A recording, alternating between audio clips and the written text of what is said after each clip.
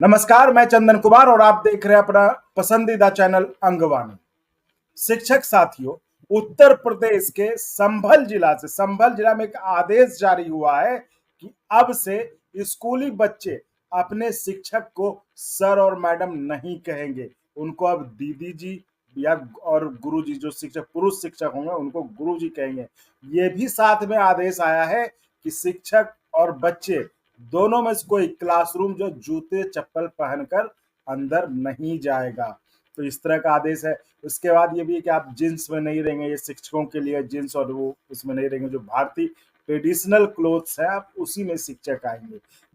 तो संभल के जो बेसिक जिला शिक्षा अधिकारी हैं उनके इस आदेश के बाद जो शिक्षकों में प्रतिक्रिया तो देखने को मिली ही है, लेकिन जो शिक्षाविद है, जो एक्सपर्ट्स हैं, वो भी कह रहे हैं कि क्या इन सब मेजर्स से, इन सब नियम कानून बनाने से क्या शिक्षा व्यवस्था सुधरेगी या फिर शिक्षकों के पास जो गैर शैक्षणिक कार्य इतने ज्यादा हैं, क्योंकि वो पढ़ाई से ज्यादा जो बिना पढ़ाई वाले गैर जरूरी काम है, जैसे जनगणना में लगा देना, कोविड में टीका देने के लिए लगवा देना, तो इस तरह के जो गैर शैक्षणिक कार्य है इनमें शिक्षकों को लगाया था। तो उस पर उनका भार कम करने से शिक्षा में सुधार होगा या फिर इस तरह के फैसलों से शिक्षा में सुधार होगा कि आप जो शिक्षक को अब जो गुरुजी कहेंगे, महिला शिक्षकों को आप दीदी कहेंगे और क्लासरूम में बिना चप्पल जूते पहनकर नहीं जाएंगे। तो इन्हीं सब मुद्दों पर चर्चा करने के लिए हमारे साथ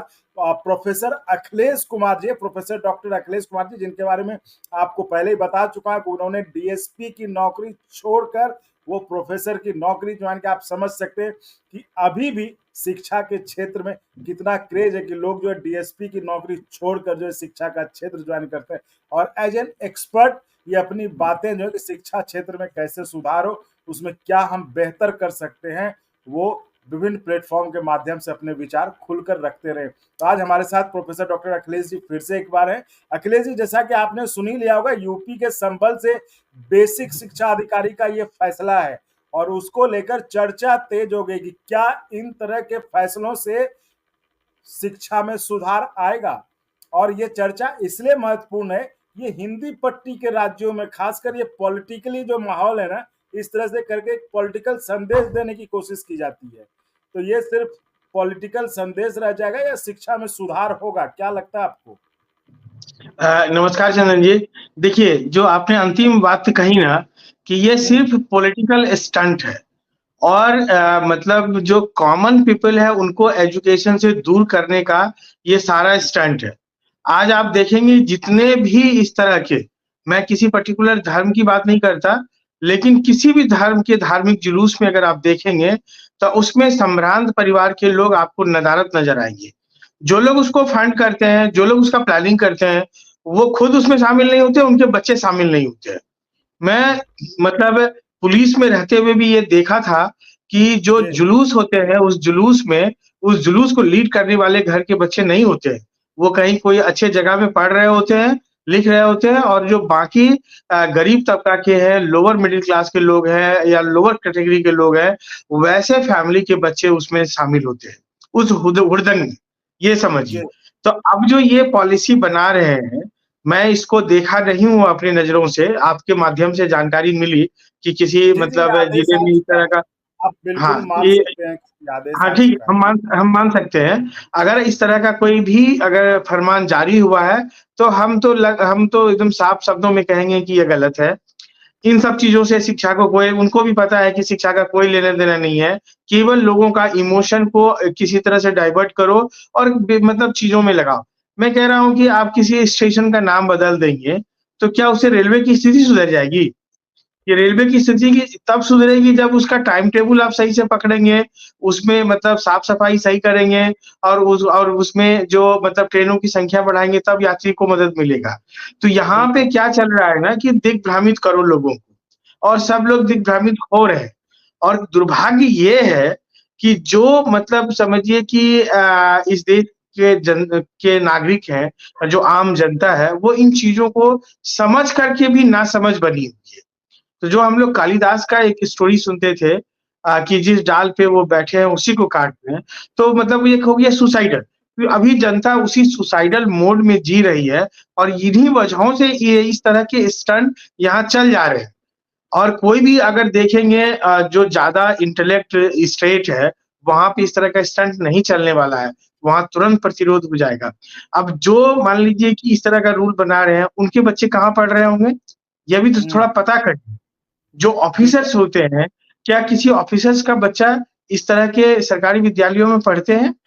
ग्रामीण परिवेश के जो स्कूल हैं वहाँ पढ़ते हैं, वो किसी न किसी पब्लिक स्कूल में पढ़ रहा होगा, महँगा स्कूल में पढ़ रहा होगा, जहाँ टाई और उन सारी तमाम चीज़ें होंगी। अब आप बोल रहे हैं कि मतलब चप्पल खोल के जाएगा बाहर, मतलब चप्पल आप बाहर बिल्कुल खोलेगा। आप तो बिल्कुल अब सही ये कह रहे हैं। बताइए कि जो ग्रामीण परिवेश में विद्यालय हैं, क्या उनका फर्श उतना नीट एंड क्लीन है? और इतनी भारी संख्या में जब स्टूडेंट चप्पल खोलेंगे, अंदर जाएँगे, फिर आएँगे, फिर पहनेंगे, तो वो चप्पल खोलते पहनते रहेंगे कि वो पढ़ाई करेगी? इसका कोई लॉजिक नहीं है, एकदम इनसेंसिबल बात है। और हम तो भाई इसका कड़े शब्दों में प्रतिरोध करते हैं कि मतलब ये एकदम से समझिए कि इसको शिक्षा से कोई लेना-देना नहीं है और ये एकदम पॉलिटिकल स्टंट है और ये चीज़ें रुकनी चाहिए, जनहित में रुकनी चाहिए। अब आप सोचिए कि एक स्कूल में अगर 1000 स्टूडेंट पढ़ रहा है, तो तो वहाँ 1000 पर स्टूडेंट मतलब चप्पल खोलेगा, पहनेगा, एक-दूसरे में मिक्स होगा, वो उसके लिए लड़ाई लड़ेगा और स्कूल ड्रेस का चप्पल, जूता है, सबका एक जैसा रहता है। कैसे हाँ, वो मतलब कंट्रोल होगा? अगर कंट्रोल करेंगे तो जो एनर्जी है उस कंट्रोल में लगाएँगे, जूता-चप्पल हुँ, का क्राउड कंट्रोल में कि पढ़ाई करवाएँगे, आप ये बताइए? एक बात। बिल्कुल। दूसरी बात आपने कहा कि सर नहीं बुलाएँगे, मतलब गुरुजी बुलाएँगे, दीदी जी बुलाएँगे। यह सब मान लीजिए ग्लोबल वर्ल्ड है। इस समय में पूरा दुनिया सिमटा हुआ है। भारत के बच्चे विदेश में जाते हैं पढ़ने के लिए, पढ़ाने के लिए, रिसर्च करने के लिए और वहाँ जॉब भी करते हैं। तो इस ग्लोबल वर्ल्ड में जब दुनिया सिमट चुकी है, सब एक-दूसरे का इंटरनेशनल मतलब इंटरनेशनल व्यापार है, इंटरनेशनल क्रॉस बॉर्डर लोगों का मूवमेंट होता है, हम लोग इंटरनेशनली एक-दूसरे से कनेक्ट रहते हैं, तो क्या वहाँ पे इन चीज़ों को लागू कर सकेंगे आप? बिल्कुल नहीं कर सकेंगे। तो चीज़ें मतलब कहाँ लेके जाना चाह रहे हैं आप? एक तरफ मान लीजिए पूरा दुनिया चाँद की तरफ जा रहा है, दुनिया मान लीजिए कि हम स्पेस में रिसर्च कर रहे हैं, हम समुद्र की गहराइयों तक जा रहे हैं, हम मतलब सारी चीज़ों को आधुनिक जो साइंस है, उसको देख रहे हैं, फिलॉसफी। तो उसको छोड़ कर के आप जो है एक नया-नया जो ले आते हैं टोटका, स्टंट और ये मतलब वो बात, ये बात, ये सब चीज़ें जो है ना दिग्भ्रमित करने की चीज़ें हैं। और इस पे तो जितना जल्दी रोक लगे और लगना चाहिए, नहीं तो चीज़ें और धीरे-धीरे मतलब वो रोज़ नया-नया कुछ न कुछ जुड़ता जाएगा और मूल जो शिक्षा है वो खत्म हो जाएगा। आप एक बात यह भी कह रहे हैं कि जो गैर शैक्षणिक कार्यों में शिक्षकों को लगाया जा रहा है, इस पे आज से नहीं, मैं पिछले 20 बरस से 30 बरस से सुन रहा हूँ। पर लगातार मतलब शिक्षाविदों ने इसके विरोध में आवाज़ उठाया है और जो एक्सपर्ट कमिटी है, उन्होंने भी रिपोर्ट दी है कि आप शिक्षकों को गैर शैक्षणिक कार्यों में मत लगाइए। आप गैर शैक्षणिक कार्यों के लिए लोकली हायर कीजिए लोगों को, पार्ट टाइम हायर कीजिए। अगर जनगणना कराना है, पार्ट टाइम हायर कीजिए। हमारे देश में बेरोज़गारी बहुत है। आपको हुँ, युवा मिल जाएँगे, उनसे आप काम लीजिए। या बिल टीकाकरण का काम है, तो जो मतलब वॉलंटियर्स हैं, यूथ हैं, उनको आप कुछ पैसे दीजिए डेली बेसिस पे और उनसे आप काम लीजिए, तो उनको थोड़ा रोज़गार भी मिल जाएगा, उनका एक्सपीरियंस भी होगा। आप एजुकेशन में कोई टीचर इलेक्शन का कार्य भी उसी तरह का है, तो आप बिल उनको लगाइए ना। जब आउटसोर्स कर रहे हैं इतने लार्जर स्केल पे, तो आप उस तरह का जो एनसीसी के लोग हैं, एनएसएस के लोग हैं, तो उन चीज़ों को पैरेलल आप ट्रेन कीजिए, ताकि मतलब कॉलेज में भी इनको स्ट्रेंथन कीजिए और वैसे वॉलंटियर्स को आप इन कामों में लगाइए। तो हमेशा आप जो शिक्षकों को किसी न किसी गैर शैक्षणिक कार्य में लगा देते हैं, सरकारी काम में लगा देते हैं, कभी पशुगणना में लगा देंगे, कभी जनगणना में लगा देंगे, कभी टीकाकरण में लगा देंगे, कभी इसमें लगा देंगे, कभी उसमें लगा देंगे। तो आखिर क्या होगा कि उनका भी दिमाग जो है वो डाइवर्ट होगा। जब वो डाइवर्ट होगा तो वो कंट्रोल नहीं कर पाएँगे, सिलेबस पीछे होगा, जल्दी-जल्दी उसको कवर करने की कोशिश करेंगे। तो मतलब ये सीरीज़ में जो हम लोग बोलते हैं ना साइक्लिक पैटर्न में चीज़ें खराब होने लगेगी और धीरे-धीरे, धीरे-धीरे और भी खराब होता चला जाएगा। बिल्कुल आप सही कह रहे तो हैं। ये इस पे मेरा हाँ, जी, जी, इस पे ये एक चीज़ पूछ रहे थे, ये तो ठीक गैर शैक्षणिक कार्य वाला। हम जरा उस पे आते हैं जो बेसिक शिक्षा अधिकारी ने जो आदेश दिया है। ये बात सही है कि बेसिक शिक्षा अधिकारी खुद अपने बच्चों को कॉन्वेंट स्कूलों में या पब्लिक स्कूल में पढ़ा रहे होंगे और वहां उनके बच्चे सर और मैडम कर रहे होंगे, पूरा एकदम टाई वाई एकदम वेल आयरन किया एकदम कपड़े पहन के जाते होंगे। लेकिन जो जो कि सरकारी स्कूल में जो बच्चे जा रहे हैं उनके लिए जो, और आपने फिर वो भी बात सही कि भाई ग्लोबल वर्ल्ड हो चुका है, आप यहाँ पे दीदी जी बहन जी करके जाएंगे और वहां पे बाहर जाएंगे, तो इस तरह की। और इस पर मैं ये आपसे जानना चाह रहा हूँ कि चलिए ये तो ठीक है, कोई एक राजनीतिक पार्टी का नेता अगर इस तरह के आदेश जारी करता है तो समझ में आता है, ये एक अफसर इस तरह का आदेश जारी करता है, वो भी एक जिले का। ऐसा नहीं कि ये कि शिक्षा कोई अपर सचिव या नहीं, किसी ने जारी कर चंदन दिया जी, पूरे राज्य के लिए हो गया, ये एक चंदन अफसर जी, एक जिले का चंदन है। जी, ये समझिए, हाँ चंदन जी ये समझिए, अभी संस्थाओं का राजनीतिकरण किया जा रहा है। हम्म वो मतलब कोई एक संस्था का नहीं, मैक्सिमम हम्म संस्थाओं का राजनीतिकरण किया जाए, कोर्ट भी अछूता नहीं रह गया है। आप देखिए कि घने जजेस जो है इंक्लूडिंग चीफ जस्टिस, जब पोस्ट रिटायरमेंट वो कोई पार्टी जाके ज्वाइन करते हैं, तो अब आप हम्म समझिए कि किस लेवल का राजनीतिकरण हो रहा है। हम्म वो बड़ी बड़े संवैधानिक संस्थाएं हैं और जो संविधान से इतर संस्थाएं हैं, जो स्टैब्लिश संस्थाएं हैं, तो वैसे संस्थाओं के जो हेड है, उसके जो मेंबर्स हैं, वह भी मतलब चीजों को राजनीतिक परिदृश्य से राजनीति उसका राजनीतिकरण कर रहे हैं। तो हम्म मैं तो चाहूंगा कि मतलब जिस तरफ हमारा देश बढ़ चुका है, इस पे रोक लगे, नहीं तो चीजें और मतलब नेगेटिव डायरेक्शन में जाएगी और वो बहुत बुरा होगा कुल मिलाकर के। तो ये मतलब कोई राजनीतिक पार्टी भले ना किया हो, लेकिन ऐसा करने वाला आदमी किसी न किसी पार्टी का इन्फ्लुएंस में है। ये कोई झापा-तोपा बिल्कुल। हुआ बात नहीं है। मैं खुल हम्म के कहता हूँ, किसी पार्टी के हाँ इन्फ्लुएंस में है और उसी के तहत इन चीज़ों को लागू करना चाहते हैं। अभी हाँ ये नहीं। मतलब विश्वविद्यालयों में चल रहा है, स्कूलों में चल रहा है, तो आप चीज़ों को जो है ना एक नए सिलेबस को मतलब तोड़-मरोड़ करके रिफ़ॉर्म करना और जो किस तरह से रिफ़ॉर्म किया जा रहा है, वो अभी जग ज़ाहिर है और वो भी पता है कि इसका मतलब मोटिव क्या है, इंटेंशन क्या है, इंटेंशन साफ दिखता है, किसको नहीं बिल्कुल। दिखता है?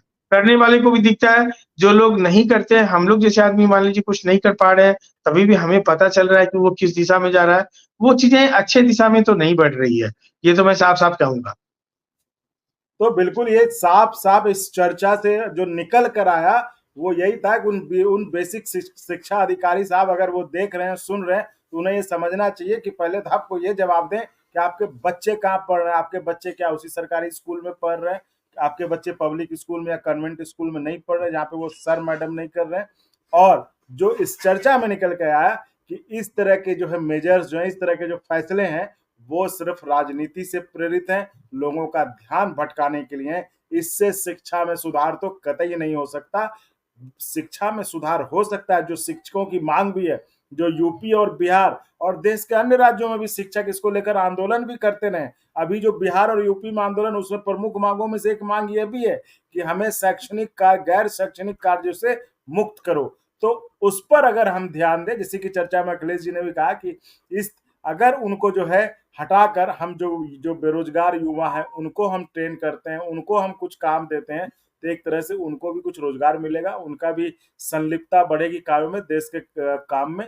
तो इस तरह से शिक्षा में सुधार तभी संभव है अगर हम शिक्षकों को गैर उससे शैक्षणिक एक एक और फायदा होगा चंदन जी, कि जी जैसे युवा अभी देश में बहुत दिग्भ्रमित हैं, जब उनको जी आप कुछ सकारात्मक कार्यों में लगाएँगे, तो जो हम्म अभी वो अपना गलत डायरेक्शन में अपना एनर्जी लगा रहे हैं, वहाँ से तो बचेगा।